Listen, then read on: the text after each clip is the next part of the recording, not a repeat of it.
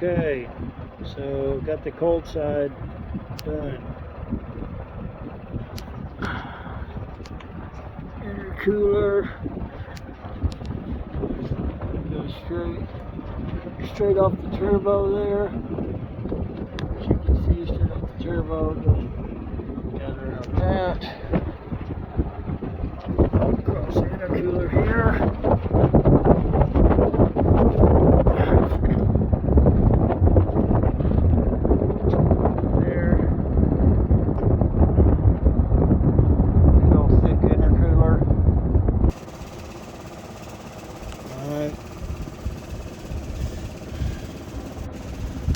Comes out through a hole cut, across, down.